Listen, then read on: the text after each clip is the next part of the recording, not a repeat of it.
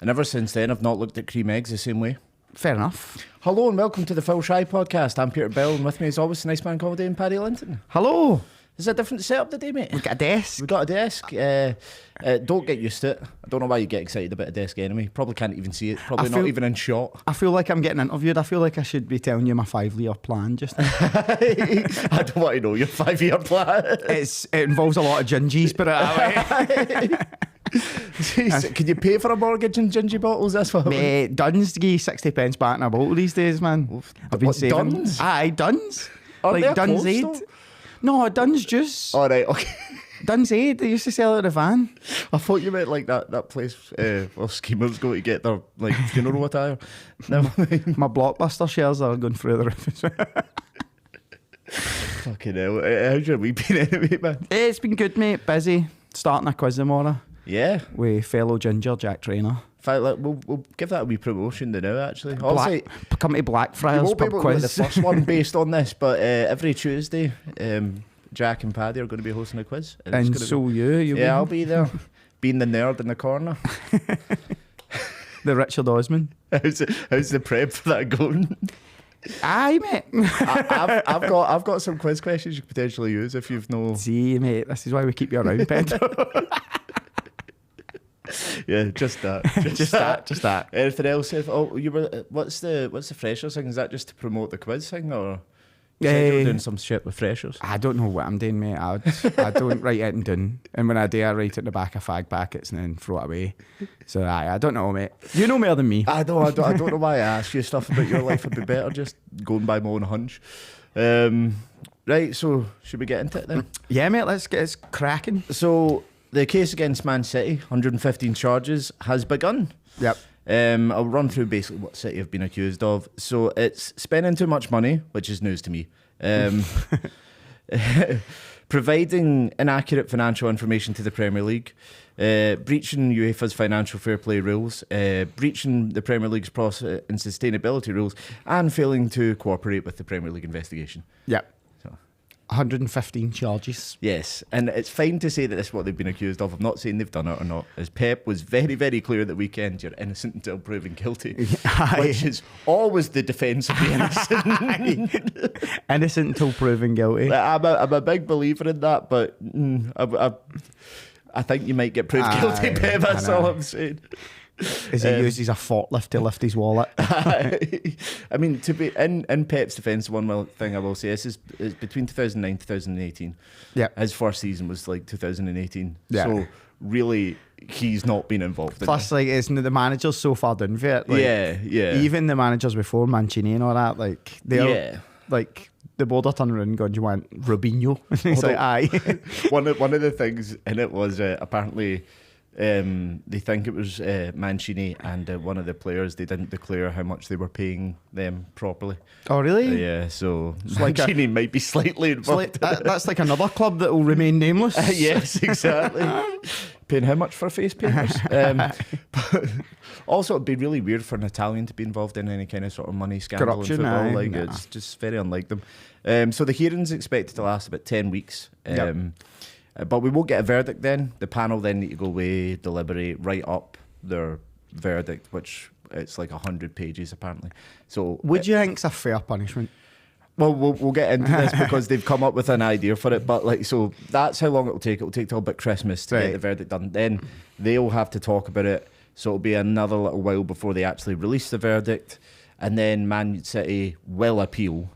Of course, aye. If they do get punished, They've already for this. started the appeal, they know. Aye, because they said they've got irrefutable evidence, whatever that means. And the problem is that we won't get to know anything that's going on until the verdict's given. All the information will be kept. How can you have irrefutable evidence that you didn't commit fraud? Do you know what I mean? Also, if you had done that, why wouldn't you cooperate with the investigation in the first place and just show it? Aye, exactly. Aye, Then you you wouldn't be on trial if you had irrefutable evidence. Aye. You're fucking dafties, man. But yeah, so that's their line. So we won't get to find out anything about this until the verdict's around Christmas. And then the thing is, this will go on after the appeals process, so it'll be the end of the season, possibly next season before I any read somewhere punishment can get 30 in. points. 30 points and a fine is supposedly what the punishment will be. But people don't get too excited, and by people I mean Arsenal fans. it's not likely to kick in till next season just because of how long this is going to take. 30 points, do we think that's enough? I don't know. Well, it'll cost them a league. There's no way they're going to win the league if they're 30 points behind. Like, well, let's contextualise. They'll probably still only lose it by 3 or 4 points, but like I think anything out of that is just like it's kind of daft. Although if you could cost them Champions League football, ban them for the Champions League for a season, like do something that like impacts them on the pitch. And in their wallets. Aye. Well, whatever fine you give them is arbitrary. But I think it's to contextualise this when you think about what Everton and Forest had like one breach, I think it was. And Everton got, what was it, 10 originally, and then it was taken down to 7 or 8 or something like that. So who times that by 115? Put them into League 2. Aye. Well, so the thing is, like, one of my pals was saying, it should be more like 50. Because then there'll be a risk of them getting relegated. I was like, no, there fucking won't be. Like, 50 points off them would not relegate them at all. No. Well, they're with the bookies, they're like 10 to 1 to get relegated. But I just can't see it, bro. Because take up their past 4 or 5 seasons, they've got 90 plus points basically. So you take 50 off that, they're still surviving in the Premier League. Aye. Like they'll be all right. It's not going to be a problem for them. The only hope is that another team can then win the league when they get that deduction. Some people are obviously saying, well, they should have the titles taken off them for the period in which this was happening, and Liverpool fans in particular. Yeah. I don't think they realise they would only get 2 from that because it's between that period. Aye. So United would get 2, Liverpool would get 2, and Chelsea would get 2, I think. So a real victory for the wee guys. I mean, I can't say that, like, because if Arsenal had won the league during that period, I'd be like, yeah, fuck it. It's mad how Spurs can't even win a league by default as well. Do you know what I mean? Like, this is probably their best chance to win a league, and it turns out they didn't finish second in any of these seasons. Yeah, they didn't. Yeah, and their best chance to finish second, they didn't even do that either. Yeah, so. They came third in a 2-horse race.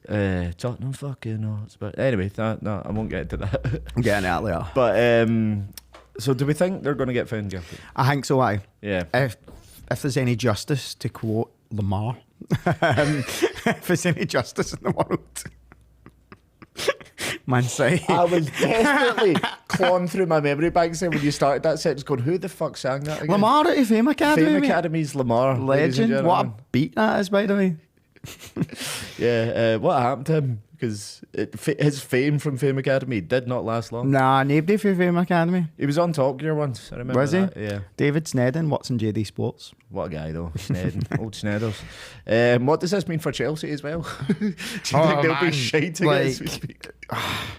But like, see the amount of time it takes for this to turn around. Aye. So like, they're talking about a period that ended 6 years ago. Aye. So Chelsea, they're not going to get their court case. I'll be long dead by the time they get their court case. By the time they get round to putting the charges into a hearing, their players will still have like 2 years left in their contracts. Nicholas Jackson's got a contract to 2033 or something mental. That's some confidence they've got in him. Aye. Who is, by all accounts, an average footballer. Yeah, bang average, mid. Some other news since we went off is the Ballon d'Or nominations. Yep. There's only one winner, mate. I'm not going to read them all out, but here are some of there are some genuinely class players in there, like obviously Bellingham, Holland, Vinicius Jr., Kane, Mbappe, Saliba, Rodri. But this year still kind of feels kind of weak to me, because here are some of the other players that are in this. So this is a Ballon d'Or, like top 30, 50 or whatever it is. He's a couple. Ademola Lookman. What? Aye. Because he scored a hat-trick in the Europa League final. Grimaldo. Granit Xhaka. What? And Hakan Çalhanoğlu. So, what? Aye. It's gone a bit downhill. What I thought I wanted to do, and I'm saying this as an Arsenal fan, there's 4 Arsenal players in that that have made the list. I still think it's a really weak year for it. Yeah. So what I thought I'd do to try and demonstrate this is go through some of the previous Ballon d'Or years and compare them. So I've gone back to 2012, which granted had the best Barcelona team, best team in the world. So Lionel Messi won it that year. Yeah. But here's a list of like the top 20. So Messi, Ronaldo, Iniesta, Xavi, Falcao, Casillas, Andrea Pirlo, Didier Drogba, Van Persie, Ibrahimovic, Xabi Alonso, Yaya Toure, Neymar, Ozil, Rooney, Buffon, Aguero, Ramos, Neuer, Busquets, Piqué, Benzema, and Mario Balotelli. Mario Balotelli, that was peak Balotelli, mind you. Think about that list. Aye. And then compare it to this one. Even go back to 2007, it's even more insane, right? Kaká, the last year anyone before anyone that wasn't Ronaldo or Messi won it for about 15 years.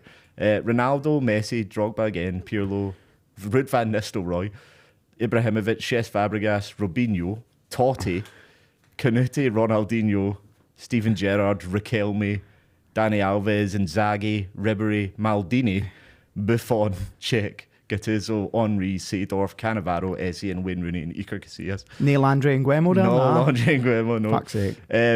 Maybe Robinho aside, I think that entire group is better than every player in the current Ballon d'Or race. I don't know, man. Like, who aside from Robinho, who's the worst player on that list? Oh, mate, I can't remember. You're just fucking shouting names at me. Drogba. There was a Celtic player on that list though that year. He came joint 36th, the same finish as Paul Scholes, Fernando Torres, and David Villa. What year was it? 2007. Nakamura. It was. Yeah. It was Shinsuke Nakamura. Because people clearly saw that goal against Man United and went, you know what, he should be on this list. Legend. Even open a tin of beans, aren't left it. 98, Zidane, Schuker, Ronaldo, Rivaldo, Batistuta, Thuram. Like, who's going to win the Ballon d'Or this year? Is Bellingham in it? No, it has to be Rodri. I would want Rodri to win it, but it has to be, because of his goals and the way football is, they'll give it to Bellingham. You think so? Yeah. It's, if you don't score goals, you're not as glamorous. You don't get awards. That's the way it is. Rodri has to win it. Fucking won everything.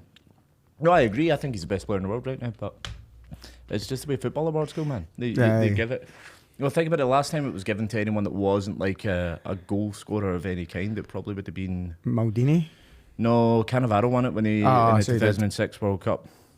I did mention Davor Schuker there. I want to bring him up again. I forgot he'd played for Arsenal, right? He's had some time of it since his career ended. Why? What happened to him? In 1996, in the company of two well-known criminals, Schuker posed for a picture at the grave of Croatian fascist dictator and genocide perpetrator Ante Pavelic. What? In 2011, Schuker was fined for stealing antique coins left over by another passenger on an airplane. Instead of reporting his findings, he handed the coins in. He decided to give them to his girlfriend who tried to sell them. What? In 2015. Wait, that's no robbing. That's just finding coins. Give him a break. That is theft by finding. It's against the law. Oh, you're a dweeb, man. Shut. And in 2015, Croatian Journalists Association accused Schuker of preventing freedom of information and for physically blocking journalists from reporting and doing their work. Yeah. Still, what a player though. Davor what a fucking player. It is a bit mental though how the quality gap between those years and this is. Do you think we look back in that sort of period with those tinted glasses, or is it that back then the game was a lot more individual, and now because of people like Pep and the money in the game, it's more about the team winning? That is it. You don't get people doing dribbling skills like Ronaldinho anymore and all that. People don't hit shots anymore from outside the box. Yeah, I mean we had a few couple this weekend, but like apart from that. I know everybody will always look at like the players from their youth with some kind of rose-tinted view. But I genuinely do think that all those players are just better than the ones we've got today. You know, like we brought this up in a previous pod, the fact that the second top goal scorer, striker-wise, in the league last year was Ollie Watkins. Yeah. And then there was a year when it was like Henry, Van Nistelrooy, Kevin Phillips. Hey, Kevin Phillips is a good striker. He's a good striker. I mean, we have discussed who we think will win it, but I would love for Rodri to win it. I really would. I think it has to be. I think they'll give it to. I think they'll give it to Bellingham. And he plays for Real Madrid, and you know what that's like. Just sucking them off all the time. Other big news: Mikel Arteta got an extension in his contract, which is good news for most Arsenal fans, but bad news for one Patrick Linton. I was talking about this the other day. In all likelihood, he's going to win a Premier League at some point. It'll drive you mental. And I can. Like, I'm going to set the scene for you. Like the Arsenal have won the Premier League. They're having some big do at a hotel. The Premier League trophies like on the stage there. They're all having their dinner and stuff. And then a magician comes out and he makes the trophy disappear. And Arteta's like, success is fleeting.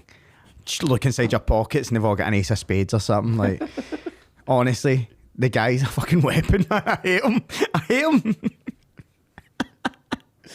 If it means Arsenal win the league, I'm not asked. Although the reality is, with the way things are going, Pep's, there's a good to fair chance like he's going to leave anyway City at the end of this season. Aye. And let's be real, if he goes, who are Man City going to line up to replace him?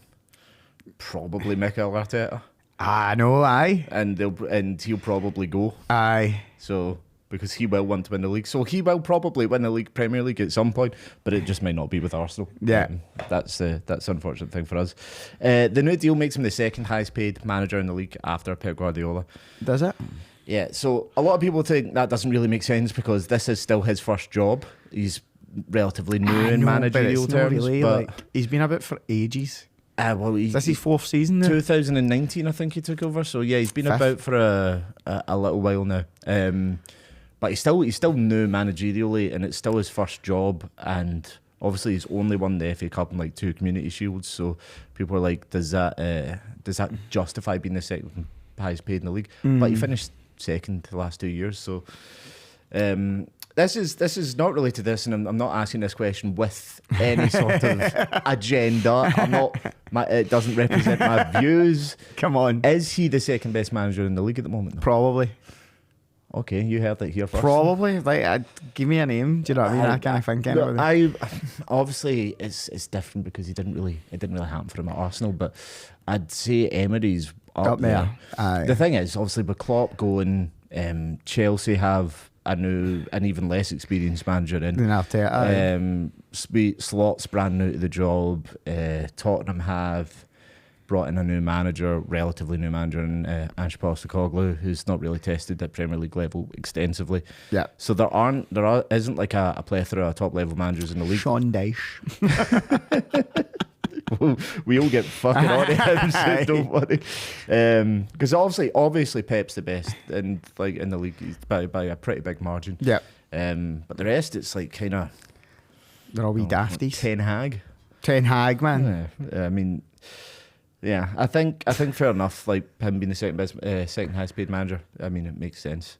But I was talking to my mate about because like you know when you get drunk in someone's flat, yep. You put on like Juninho Pernambucano's Bacano's free kicks and just talk about football for 10 hours. So we were in between Al Pacino monologues, yeah, and talking about fights you had when you were growing up. Talking about a fight you had in primary 4. So we were doing that, right? And we were talking about in a sort of Space Jam style scenario, right? Where aliens come down and they challenge us to a football game we have to put together. A team. It's like, who would you have managing that side? Now he's a Man U fan, he's a Celtic supporter, but he's a Man U fan. And he said that he would pick Sir Alex Ferguson. Aye. Who would you have to manage? It's a one-off match. Remember, it's no season. A one-off match. Who would you have? Oh, I'd go Sir Alex Ferguson, mate. Winner. Where's the referee? Is the ref an alien? If it depends on whether if it's Hugh Dallas, then aye. If the ref is intimidatable, if that's a word, then Alex Ferguson. I went Carlo Ancelotti because I think he has about as good a record in finals as is possible. And he looks like a fucking alien, so you just raise eyebrows at him and they'd fuck off. He looks like Roz out of Monsters Inc. Was asking. I thought, but maybe his eyebrows. I think Ancelotti's quite a handsome man. You think so? I thought there's something about him, mate. That's your thing. I'm on the wrong one here. 2 seconds. I was going to. Hopefully, I've got this. Yeah, I do. Thank fuck. I was looking at a different email, the one I sent to you, that doesn't have this in it. And if that's not giving away what we're about to do, it's time for Pedro's quiz. Pedro's quiz. Right. Okay. So let's see. Yeah, I've got it here. Thank fuck. So we'll just get started. Right, go. Let's go. I was born on the 14th of March, 1979. You're not going to get it for that. I don't know. I started my career with PSG and ended it at Mumbai City. Ooh. Remember, these are all Premier League legends according to 442. Premier League. So the 50 greatest Premier League players. He's on that list according to 442. French. Yes. Nicholas Anelka. Is it?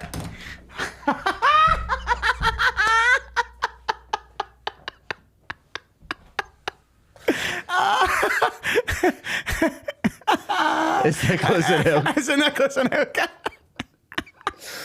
Fucking hell. That's phenomenal. Some of the rest of them, I made 69 appearances for my country. Scoring 14 goals.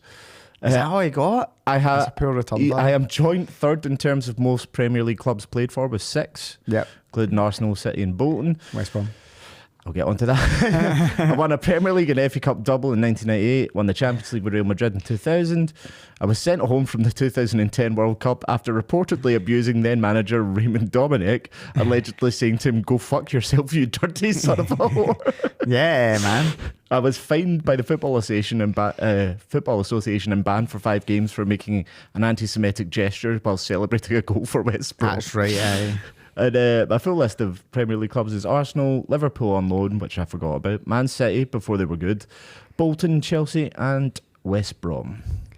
Nicholas Anelka, very impressive pass. What was his anti-Semitic gesture? Did I'm they not- make a swastika out his fingers or something? No, I'm not going to do it. Aye. It's called a canal, and it involved pointing to his arm. So it's like yeah. a French comedian that did it, and Yeah. apparently it's got ties to anti-Semitism because it's like a reverse The Hitler Queen L. salute or some pish, I don't know. Yeah. Like pointing to the armband or I don't know. Aye. He was a naughty boy, Yeah. which is strange because like he converted to Islam and you'd think that, that would sort of make you more sensible. Like you look at people like Mo Salah, he just went mental. I don't think he was a very good Muslim, put it that way. Put it that way. Let's move on before I say something vaguely anti-Semitic again. Let's go. Let's go. Well, Let's move on. well, we'll go on to the weekend's games then, and only one place to start: North London Derby, which was drab. Yeah, one of the dullest North London derbies I've ever seen. Because usually it's like 3-2, 3-1. There's always goals in it. Or a red card or something. Aye, but this one, Arsenal just kind of played in an almost like Mourinho-esque, let's just get the job done and go home kind of way. This is the difference between Arsenal before Arteta. As much as I like to slag them, but like they could, like you said after it, they won ugly and they defended well and they scored loads of set pieces, which you don't associate with Arsenal. Exactly, yeah. So like it's fair play. It's 90s Shite Arsenal get me really, watching innit, on though? it. Because that used to be the chant 1-0 to the Arsenal because they had like Steve Bold and Tony Adams and all that kind of stuff. The famous offside trap for the Full Monty. Yeah. That's where it got invented in the Full Monty, starring Robert Carlyle. We're not even sponsored by the Full Monty, but yeah. It was very much Arsenal were like, we'll score a goal and then you try and break us down. Like, is that Ali Foreman fight? You ever seen an interview where Foreman's talking about it? Yeah. And so Ali the entire time, Foreman was laying into him, and Ali the entire time was like, "Is that all you got?" Stop saying Foreman, it's Foreman. Foreman, sorry, Foreman. That was annoying me there. And Foreman was like, was laying into him, and Ali was like, "Is that all you got?" And Foreman in this interview was like, "I was terrified because that was all I got." Being hitting him with everything, he couldn't get through him. Although I suppose ultimately George won in the end because he's got those grills and he's not dead. So he did. His grills are amazing. I'm thinking about coming out my own grill and it's going to be the George Fiveman grill. Oh, that'll show him. And I'll call it Fiveman. And then somebody will you. come out with a Sixman and then it will start a whole thing, man. Just ignoring the dig about Ali being dead. Is he dead? Ali's dead, yeah. No, is he? Aye. I knew he had Parkinson's. Aye. What a car crash this conversation is. Is he dead, aye? Yeah. Well, he's been dead for years, but like, technically. The light I've was also out. just got why you were worried about saying something anti-Semitic after last time. So it used to be a thing like from about 2010 in particular of to like not last season, maybe the season before. The big problem Arsenal is they had a weak underbelly. Like they were anytime they got rattled in any way, they usually conceded, and they would often either lose or draw games from a position they shouldn't have. And it really looks like you say, Arteta's got rid of that, especially with like Odegaard and Rice out. Yeah, well, that was the Massive. thing. Like, I was slightly worried about this game because Rice isn't there, and I attributed a lot of that last season the way that they didn't lose games in those circumstances or drop points in those circumstances when they're under the cosh. I attributed a lot of that to Declan Rice's leadership and the way he covers the lines in that part of the pitch, but they managed to do it without him. But I think that was just because they defended so well. With the back line were just all absolutely on it. Jury and Timber looks like a really good player. That's the thing. It wasn't just Rice and Odegaard that were out. Marino's obviously out, and Calafiori got injured at the in the international break as well. So it was a lot to put on Timber, who I think has only played one full game for Arsenal so far because of injury, and they just defended so well. Again, we said this about Man United about how their wingers don't track back. Martinelli and Saka were up and down that line all the time. What's your thoughts on Martinelli? I don't rate him. Because he has one good game out of 4. He has his moments. I think we're over reliant on him. I think it's definitely an area of the pitch that can be improved on. Sterling's a better player. I don't know that Sterling will perform better though. I think you'll get more out of Sterling. Because there was the point where he got in behind and he hit a feeble shot when he should have just squared it. Sterling's been guilty of that as well though. I know, aye. And the thing is, can Sterling run like Martinelli can run for 90 minutes? Yeah. I'm not sure he's got that in him. And it's not his inclination with Sterling. So I don't know. I like Sterling, and if he can be an upgrade on Martinelli, brilliant. But I think Martinelli's still quite young. He's got a lot of the attributes. He just needs to be coached a little bit more on what to do in the final. His end product. Make him a better player. But that just happens with time and experience. It's the kind of player that I think probably could have and should have been loaned out, but obviously Arsenal just didn't have the other players at the time to do it. But for the price they paid and where they got him from, he's a bargain. Because if they do decide to sell him, he'll go for at least 40-50% because his age. Yeah. So. And he's the kind of player that if fucking Pep Guardiola came in and signed him, I bet he'd be a world beater in about 3 weeks. So I do like him. I really rate his work rate. I expect it from Saka because he's he played left back at times for Arsenal, so it's not a new position to him. But they did really well. Raya actually made a couple of really good saves as well. Some keeper, man. He's turning my opinion around on him. I'll tell you that much. He's a good goalie. I like him. He did also though play a really jailbait pass that almost. He's got to do that once a game, mate. It's going to happen. Aye. Again, long balls, absolutely fine. You put it right at their feet, but see if somebody's this distance away, I don't know what it is with him. He just can't do it. And they almost played their way out of it. And then Tottenham got a block on it. It fell to Solanke, who just took far too much time. Yep. And couldn't get the shot away. He doesn't look great, does he? Somebody said that in one of our earlier podcasts. I can't remember who was it. Somebody said he was going to be a really big success, and another person said he'd be a flop.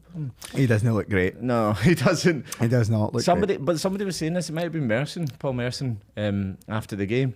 He was like, they spent 60 million on the guy that's had one good season at Bournemouth. That's what you said. Yeah. Yeah. I mean, I do agree. It's insane. He's Liverpool fans phoning up on TalkSport, because that's who I am these days. I listen to TalkSport. Yeah, TalkSport's class. He was they called him something like So Donkey or something like that. It was shit, but the pun they made was absolutely terrible. So Donkey. But they none of them rated him. They all think he's rubbish. Yeah. And I'm gutted. Gutted. I just wanted. Not as gutted as Ange. I just wanted to be a contrarian when you said he was going to be shite, and now here I am. Don't back on it. A stock and Dominic Solanke. Don't back it in your opinion. I'm no mate. He'll come good. Don't worry. So will Man United. They're going to finish top 4. Let's forget according to me. So Tottenham did create quite a few chances early on, and then Arsenal came into it a little bit more. Havertz forced a pretty good save from Vicario at one point, and then obviously Martinelli got in round the back. It wasn't just that one time, he got round the back quite a lot. But you will do that when Tottenham play such a high line, which is insane when you're against players as quick as that. Yep. Arsenal actually started with a 4-4-2, which was weird to see. Throwback. I mean, although, can you call Trossard a striker? I mean, the strike partnership was Trossard and Havertz, neither of which are strikers. Well, Havertz is pretty much a striker these days. See, So I heard someone else talking about this, how useful it was. Alan Pardew talking about how useful having Andy Carroll was, because he would often do defensive headers at set pieces as well. Yeah. And you saw that with Havertz heading the ball out of the box when he was back helping out defend. And you forget how tall he is just because he looks spindly. He's like 6'2", isn't he? He's a big boy. Unit. He's so lanky. Oh. Shut up. Let's call it, man. There was a wee bit of spice in the game, which I suppose you do expect from a North London derby, with the timber on Porro. Aye, we didn't the ball. Aye. Yellow card. I think it's a yellow as well, because he's like, it's not like he's not travelling at any pace. He puts his foot. No, like, he's pretty much walking. It's so different from like the other tackles you see like that, because they usually involve a lot more force. Aye. The entire body's going into it and they're turning over them. He's literally going to drag the ball towards him because he thinks the ball's under his control. Aye. And catches it his just ankle goes over slightly. it and catches it. Yeah, I think if it was it'd be a very soft red. I could see last season before that being given as a red card, but they've been told to raise the bar on like fouls and things like that. Aye. So to get involved. yeah, so you let the game breathe a little bit. So I'm not surprised it was given as yellow, and I think that's the right decision. Was fucking stupid afterwards to then grab Vicario. Aye. I almost said by the lapels. And they don't have he lapels. was wearing his dinner suit. Aye. I mean, to be fair, Vicario got in his face. It's very hard not to do something back to that, but Yeah. it was stupid. He could have been sent off for that, but thankfully he wasn't. Chances for both teams in the first half, but as soon as Arsenal got the goal, they very much did a Mourinho style park the bus and Drab. Aye, which is fine. Oh no, mate. As an Arsenal fan, it's class, but as a neutral watching that game, it was a shit game for the neutral. But as an Arsenal fan, to see us win ugly when we've gone 15 years without the ability to do that, it's nice to see. And when you're missing two really important midfielders, and you go away to your rivals and you manage to still come away with a win, it almost doesn't matter how you do it. Where do you think Spurs are? I think I know exactly. Nah, I know, but like, where do you think? How do you think their season's going to go? So they're 4 games in. They've lost 2 to both of our teams. Drawn with Leicester, and then they have won a game, but it was against Everton at home. Aye, like, does that count as a win? Do you think the pressure will start piling on Big Ange? I think it already is, because Tottenham fans are not happy. A lot of them are saying there's no plan B. Like, it's great playing this football, but you have to have another plan. Yeah. Also, the way he's talked about the North London derby, saying he doesn't want to win it any more than any other game, because if you lose both the derbies but win the league, nobody cares. Yeah. That's basically what he said, and Tottenham fans are kicking off going, oh, you're not showing the fixture the respect it deserves, you don't know what this means. And it's like, he used to manage an Old Firm team. I think he's got full understanding of what a derby game is all about. Aye. And he's right, you're supposed to say, though, like, it's just another game. Like, aye, and he is right. If you lose the derbies and win the league, ultimately nobody gives a shit. Aye. But I mean, it would still annoy me, but it's because they're not going to win the league, though. Like, no, this is exactly. the thing. So I get what he's saying. He did say in an interview the other day that he always wins things in his second season, so he's put pressure on himself. Yeah. I mean, that's fighting talk, but that's just what he's like. He's never going to be anything else. He's always going to be unapologetically Ange. And, Australian. It'll either work or it won't. And most of the places he's been, it's worked. So if it doesn't work with Tottenham, he'll go somewhere else, and I'm sure he'll get. Who the fuck's Tottenham anyway? It's him that said it, don't me. I do want to talk about the actual goal for a second, though, because it's so typical of both teams. So since the start of last season, Arsenal have scored the most set-piece goals, excluding penalties, and Tottenham have conceded the most outside of Sheffield United, Nottingham Forest, and it was one of the other relegated. Look, Aye. So they're third, only behind like those two.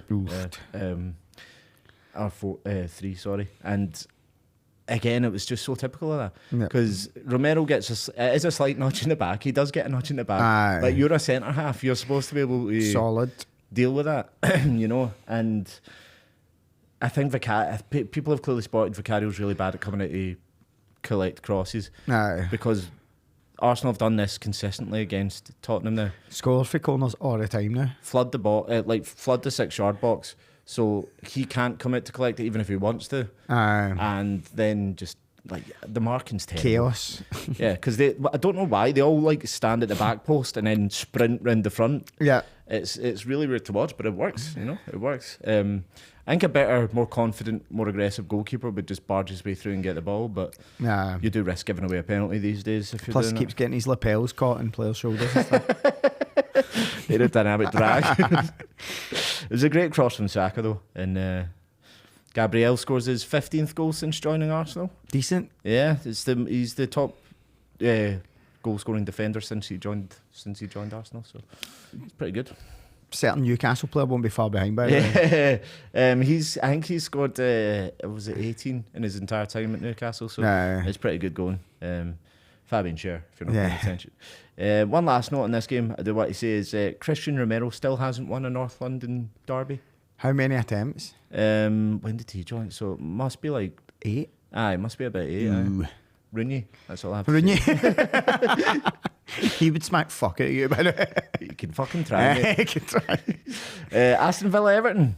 Everton are shit, aren't they? Yep. So if you've got your Phil Shy bingo card, that's that one out the way already. 2 weeks in a row, 2-0 up. I think it's more than 2 weeks. No, 2 weeks in a row, 2-0 up. No, 2 weeks in a row they've lost a game. Like. And again, I know I said this last week, and I do want players to celebrate goals, but see after Dwight McNeil scored that, and he's doing that smug face like that, like this is what we do, boys. Aye. Like, mate, you were.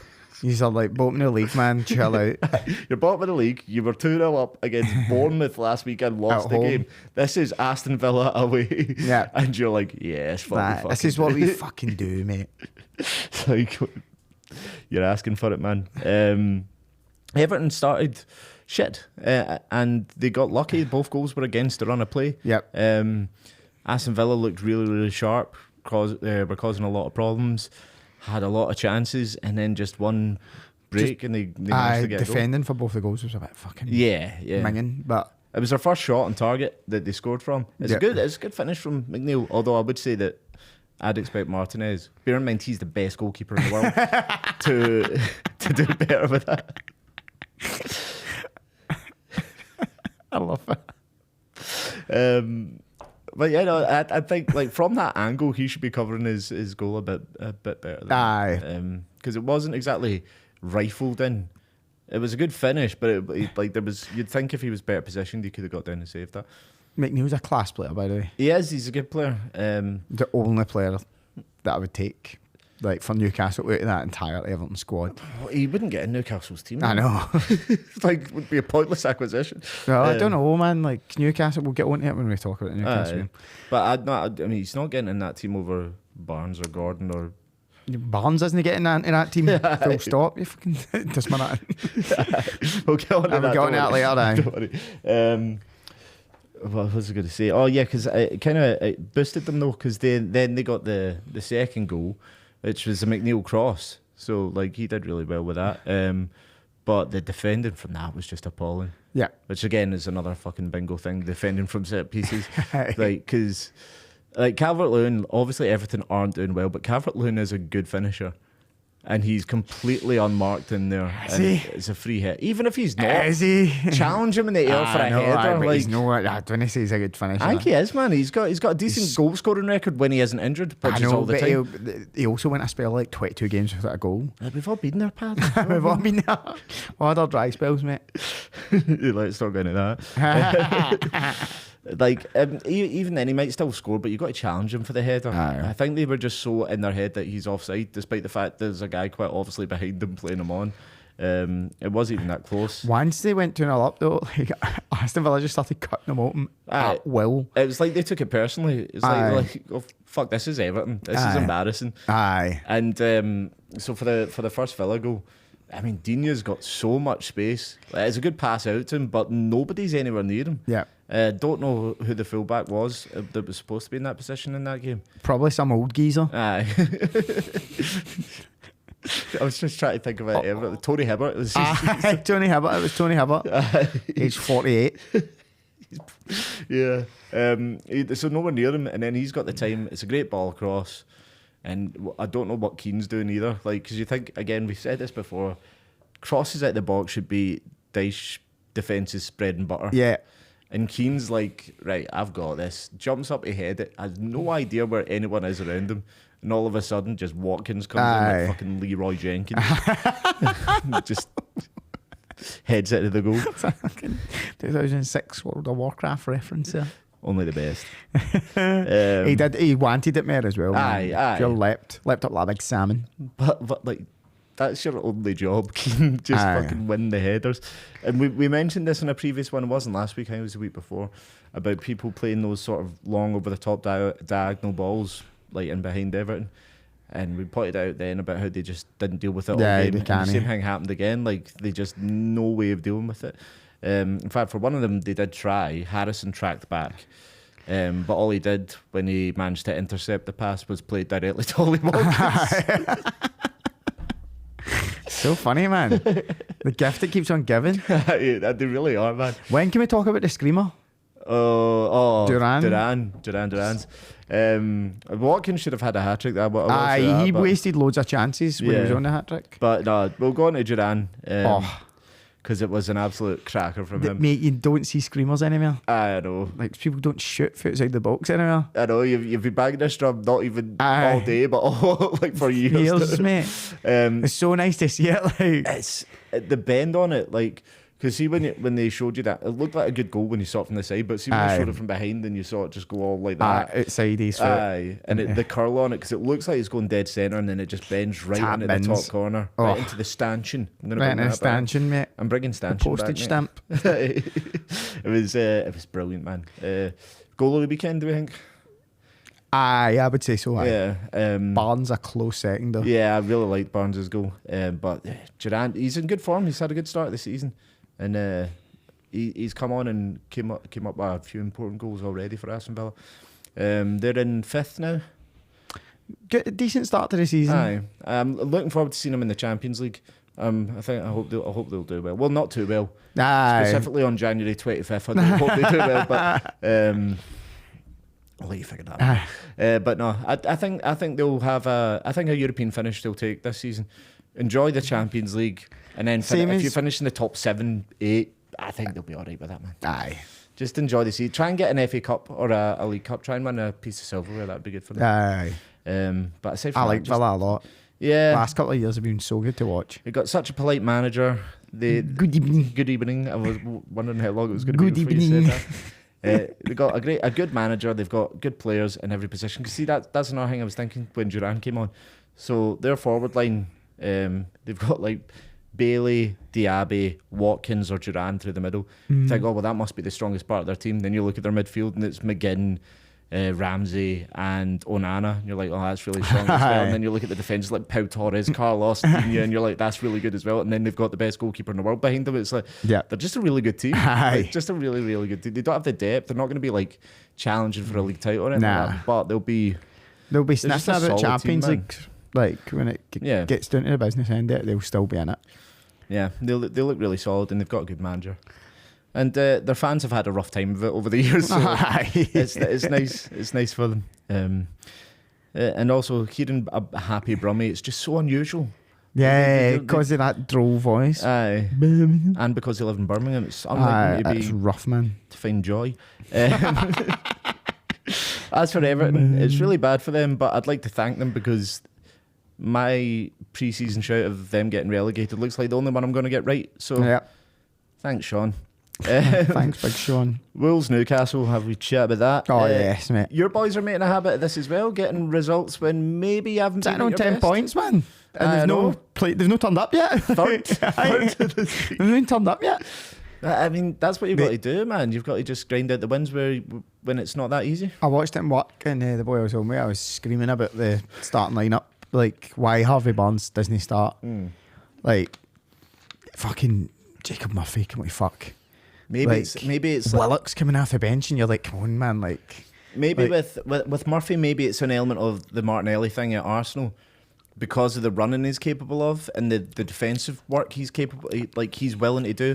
Maybe Barnes hasn't shown it in training that he's willing to do the defensive side as well yet. First touch of the ball, he skinned like 2 people and got a ball into the box like straight away. No, Barnes is such a good player. Such a good player. And Gordon straight from the off in this game. Gordon's like skinning class, people. Man. I was actually thinking about this. So he's got really good pace. He's a fast player. he's got brilliant skill. Like, I mean, at the start of the game, he dribbled past like 3 or 4 people and got a ball out of the box. He defends well as well. Yeah, he's got a bit of the arsehole about him. Like he's no like stranger to the dark arts. He's more than happy to put in a foul. I can see him being like quite a cult hero at Newcastle, like a proper fan's favourite, because it's that type of player that Newcastle fans really like. Yeah. And he just also happens to be a very good footballer. Very, very surprised that Everton, like, see, when they let him go, people were saying, "Oh, that's too much to pay for Anthony Gordon." Now, if you wanted to take Gordon out of Newcastle, I was one of those people as well. I thought they paid well over the odds just because they've got Saudi money. Yeah, but looks like he's worth it. if you wanted to get him out there now, like, you'd be paying way more than what you paid for him. Yeah. And you started this game really well. Aye. Wolves, their goal, much like Everton's, was completely against the run of play. Some wee fucking dummy though, wasn't it? It was really nice play, but it was still it was basically from a counter attack from one of your attacks. But they worked it really well. It was who was it that dummied it? Gomez dummied it, and Lamina then put it into a goal. I mean, if he missed it from there, that would have been up there in the eye with him. Yeah, absolutely. But after Will scored the first goal, it's like you swapped who was doing what in the game, because then you became the counter-attacking team. And and then at half-time, making the changes at half-time. Yeah. So was Barnes and Willett came on at half-time? Yep, because Isak, they couldn't stop his nose from bleeding. He took like a thingy, he took a whack right towards the end of the half. How do you know he wasn't just picking it? He might have been picking it. Aye. See, you're a dirty bastard. I'm a dirty bastard. And then Gordon went through the middle, which meant that like he wasn't that effective, but he was making loads of runs, which was opening up space for Barnes to like start moving people about. And well, it looked quite good as well. He looked alright. I think it's kind of mid though, but what he did, he is generally as a footballer, I would say, but what he did really well was hold up the ball until Barnes was in a position to receive it. Like he did that job that goes so unappreciated in a lot of teams, where there's just a guy that's really good at keeping possession. And he did that really well in the final third. Just get the ball, hold it up until there's a better footballer around, then give them the ball. Tonali did well as well. Who? Tonali, yeah. I mean, had the chance to make it 3-1 as well. Like, see, at the start of the game, I was like, look at the bench we've got here. Like let's get some of these players on. Tonali, Barnes. Yeah, I mean, I still think that, like, Longstaff, I don't know what he's necessarily put in the first team for. I know he's quite useful. He's like a decent level player. But it might just be because he's the most Geordie looking man that ever lived. Exactly. No one's ever gone, "Oh, where are you from?" Like, he's always from the northeast. He's always going to be from the northeast. Because he's got a Newcastle Brown Ale tattoo. Came out with it. Came out the womb with it. Branded. A couple of big saves from Pope as well. Yeah. And obviously, I was talking about how I don't think he's that good with his feet, but it just proves it doesn't really matter. Because some of the saves he made, he's just an excellent shot stopper. He was really brilliant for them. It's Newcastle, so they're third after 4 games. Newcastle, fantastic. First time since 2000 under Bobby Robson that they've won 3 out of their first 4. You, by your own admission, said they had a bad transfer window. It's actually looking all right. I don't know if it was a bad transfer window. You said they had the worst one because they didn't sign anybody. But at the same time, like, you kept, when you think about it, you kept Isak, you kept Gordon. No, I think Gordon was linked to anybody, but like, and then Tonali came back and kept Bruno. Yeah. So like, if you were to ask me, like, would you rather like sell players and take a risk on people? I'd say no. Like, you want to keep the players that you know can do it. Aye. I mean, third after, I know it's only 4 games, but third's really good. And they started firing. I know. Exactly. I mean, Isak started well and Gordon started well. I mean, you've got 2 quality players up top. Bruno's just always consistent. Oh, he's such a good player, man. Do a quick word on Liverpool Forest. Who saw this coming? Nobody, mate. No. I had Salah as my vice captain in my fantasy team. I mean, I brought Diaz into my fantasy team and he did shit all. He did fuck all. It did look like from the start, though, that Liverpool were going to win this game, and quite comfortably, because they had a good few chances at the very start of the first half. I don't know, it was one of the games where, like, because they were wasting chances, they could have played for 4 hours and I don't think they would have scored. No, that's what I realised the longer the game went on, because I started to notice what Forest were doing. Aye. So, and this is traditionally a bad idea against Liverpool, but they've flooded the box with defenders. They had I think they were basically playing 4 centre mids as well. Yeah. At the start of the game, and then they just put everyone basically in their own box. Yeah. Said you can have it on the wings, it's fine. Aye. Because as soon as you try and come in, you've got 10 people in front of you. You're not going to be able to score a The goal. amount of shots and stuff that were getting blocked by like 2 players. Aye, it was. I mean, it works, man. Like, if it works, it works. And obviously, after in the second half, when they made the changes, they brought Hudson-Odoi on and Elanga. They were able to play on the counter because Morgan's, Gibbs, White, Elanga, and Hudson-Odoi are so quick. Aye. And talking about hold-up players, you've got the Jordi Robinho. That is Chris Wood. That's what I was saying during the game. I was like, just able to. When we were watching it in work, I was like, he is your Robinho, man. Like fuck. But yeah, I mean, they had a few counter attacks, but it was those three, and it looked like it could cause problems. Elanga blazed one over the bar at one point. Alisson made a couple of decent saves. Yeah, as well. yeah, and then obviously Hudson-Odoi eventually gets the goal. And it's such a good finish that Alisson is genuinely like, it's going wide. Aye. And then he's turned around and he's like, oh fuck, Aye, oh, fuck it's just clipped the post and went in, brilliant. So I mean, I did say from the start, I thought they were too good to go down purely because of the firepower they've got. Yeah. And you look at that forward line, even if Woods isn't in there, they've got Awoniyi, or however you pronounce his name. Awoniyi. Aye, and he gets goals. He's not the best footballer, but he gets goals. Good manager as well. Yeah, I like Nuno. It's so weird to think that when he came up with Wolves, like how exciting Wolves were as a prospect with all the Portuguese players they had. And now he's at Forest, who are doing a kind of similar thing where they're just buying everybody. Aye. I let him go with like 14 players and signing 10. Like. Aye. I mean, I think they'll stay in the league. And aye, they will. Really, for Forest fans who, I know they, like, if you're old enough, you'll remember them winning European Cups and league titles and stuff like that. But just staying in the Premier League is such a big thing for them now. Aye. That, that's a good season. Yeah, I think they'll be really happy if they just manage to establish themselves as kind of Brentford level solid Premier League team. They don't need to be pushing at the top because where they've been in comparison is so bad that they're just happy to be involved again. Just happy to be part of it.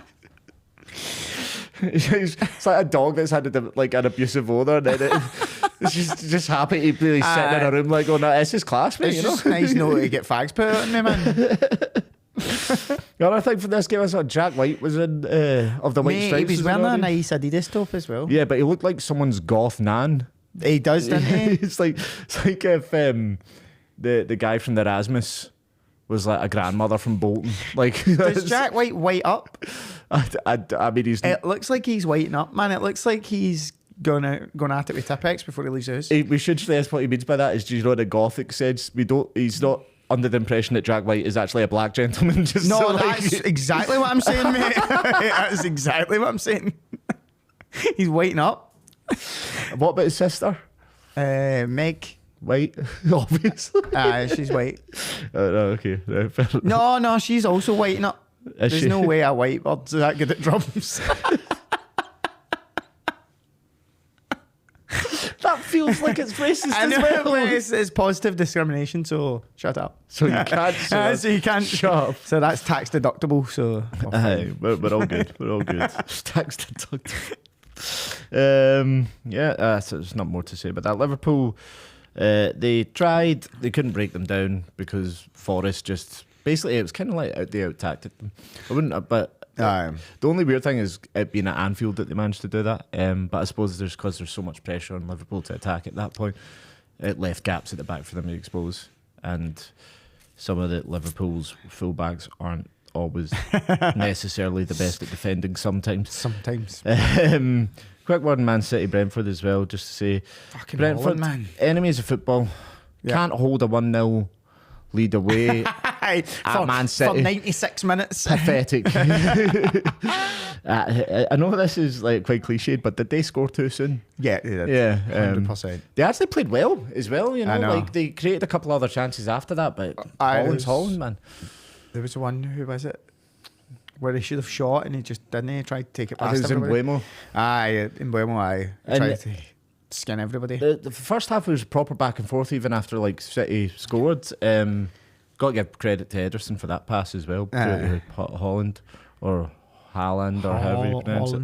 Yeah, well, I loved in an interview he was asked, how do people pronounce your name? And he said, where? He said in Norway we pronounce it like this, but in England we pronounce it like that. Haaland. Because he grew up in England and obviously he's actually Norwegian. So he's not arsed. So he doesn't care. Yeah. I mean, I would pronounce his name T1000 because he's clearly a Terminator. He's a robot, man. Yeah. It's a great ball from Ederson. He just does what he does to finish it. But I think... see the dink, man. It's ridiculous. That's the third dink level. he scored this season in 4 games. Like, he's chipped to keep a 3 out of 4 games. Yeah, Dinky. I was about to say Dinky Johnson. That doesn't work. Dinky Johnson. Dinky do, bro. I think Brentford kind of dropped off. A big part of it was when Wissa went off, or Vissa, or however you pronounce that, with his injury, because they kind of lost their impetus. They lost their outlook going forward, because he was providing that a lot in this game.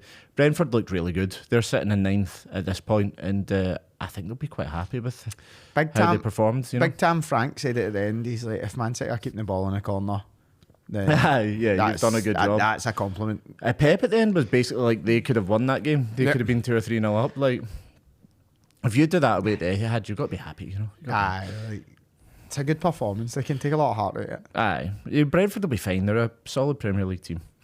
Now, obviously, with how hard we've battered Man U recently, the fair thing to do would be to give proper coverage to their 3-0 victory against Southampton. But we've run out of time. But we have run out of time, unfortunately. So the only thing I'll say on the subject is Southampton, take a good long hard look at yourself. Rashford scored. I know.